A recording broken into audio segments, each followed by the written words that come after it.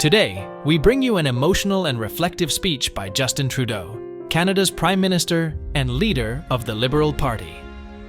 In this announcement, Trudeau shares his decision to step down, highlights his accomplishments since 2015, and discusses his vision for Canada's future. Join us to learn from his journey of leadership and resilience. Correct.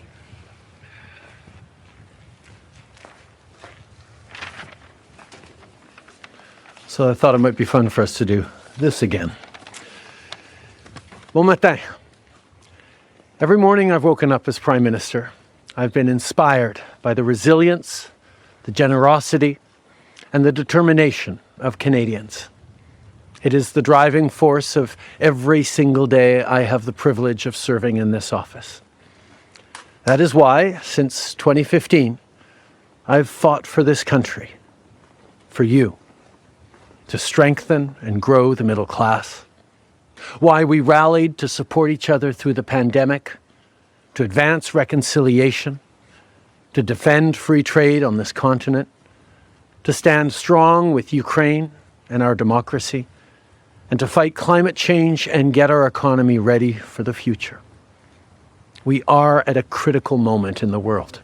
My friends, as you all know, I'm a fighter. Every bone in my body has always told me to fight because I care deeply about Canadians, I care deeply about this country, and I will always be motivated by what is in the best interest of Canadians. And the fact is, despite best efforts to work through it, Parliament has been paralysed for months after what has been the longest session of a minority parliament in Canadian history. That's why this morning I advised the Governor-General that we need a new session of Parliament. She has granted this request, and the House will now be prorogued until March 24th. Over the holidays, I've also had a chance to reflect and have had long talks with my family about our future. Throughout the course of my career, any success I have personally achieved has been because of their support and with their encouragement. So last night over dinner, I told my kids about the decision that I'm sharing with you today. I intend to resign as party leader, as Prime Minister, after the party selects its next leader through a robust, nationwide, competitive process. Last night, I asked the President of the Liberal Party to begin that process. This country deserves a real choice in the next election, and it has become clear to me that if I'm having to fight internal battles, I cannot be the best option in that election. The Liberal Party of Canada is an important institution in the history of our great country and democracy. A new Prime Minister and leader of the Liberal Party will carry its values and ideals into that next election. I'm excited to see the process unfold in the months ahead. We were elected for the third time in 2021 to strengthen the economy post-pandemic and advance Canada's interests in a complicated world. And that is exactly the job that I and we will continue to do for Canadians. Thank you, Prime Minister. We'll now go to questions. As you all know, I am a fighter, and I am not someone who backs away from a fight, particularly when a fight is as important as this one is. But I have always been driven by my love for Canada, by my desire to serve Canadians, and by what is in the best interest of Canadians. And Canadians deserve a real choice in the next election.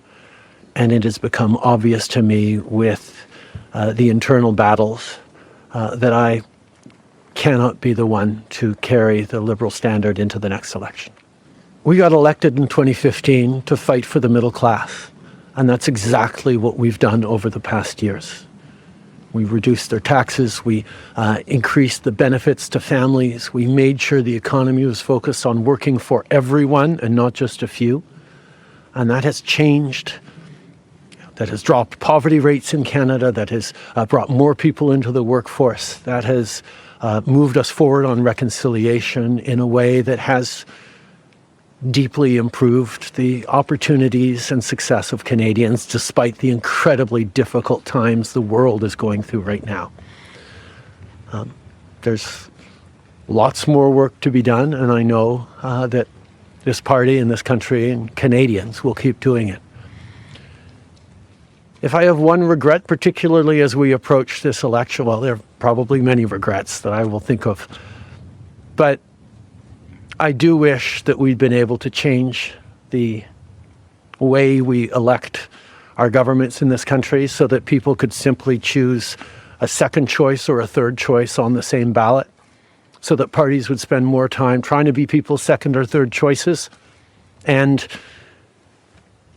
people would have been looking for things they have in common instead of trying to polarize and divide Canadians against each other. I think in this time, figuring out how to pull together and find common ground remains something that is really important for democracies, but I could not change unilaterally without support of other parties our electoral system. That wouldn't have been responsible. Pierre Poilievre's vision for this country is not the right one for Canadians.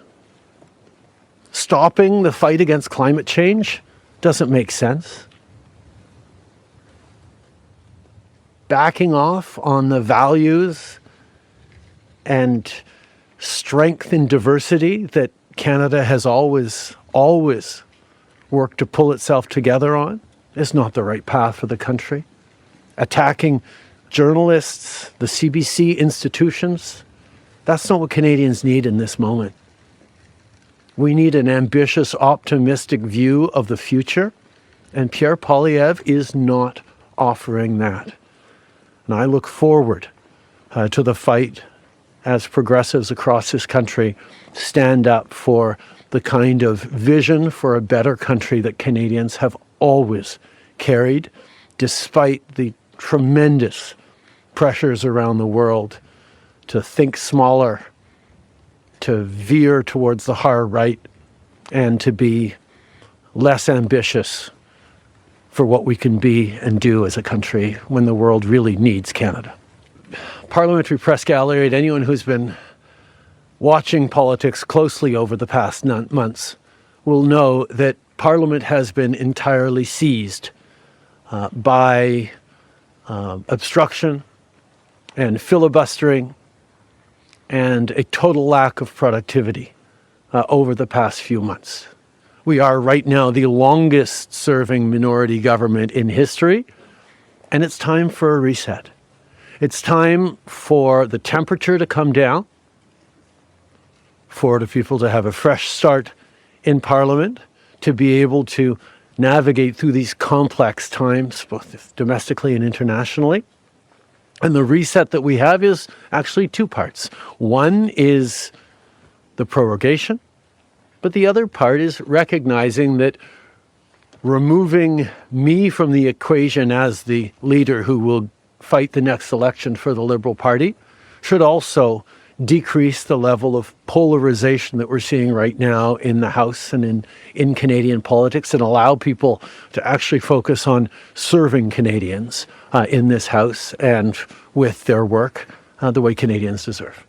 I have a tremendous amount of confidence in both Canadians and in parliamentarians' interest in serving Canadians in the right way.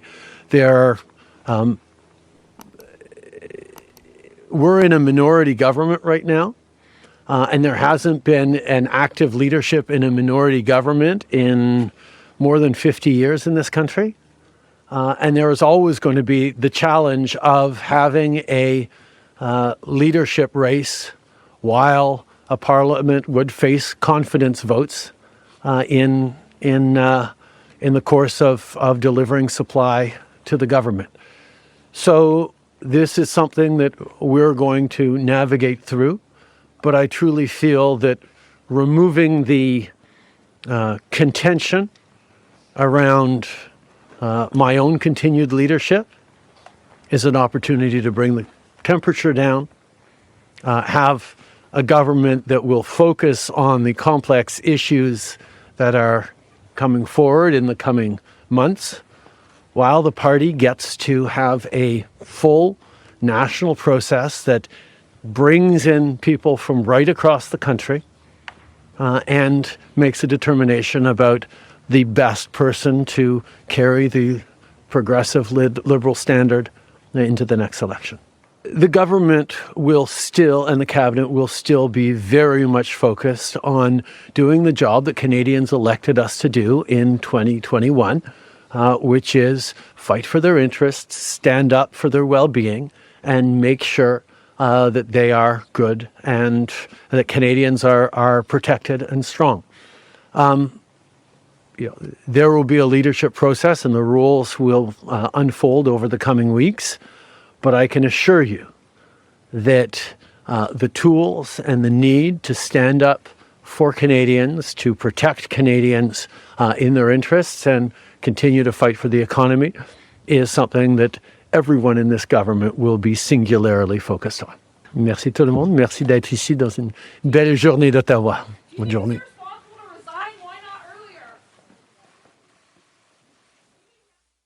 Visit our site, EnglishSpeechChannel.com, for exclusive access to video transcripts, offline audio, English lessons, and private classes. Don't forget to explore our free and new ebooks. Also, subscribe to our weekly newsletter for the latest updates. Links in the description below. Thanks for your support.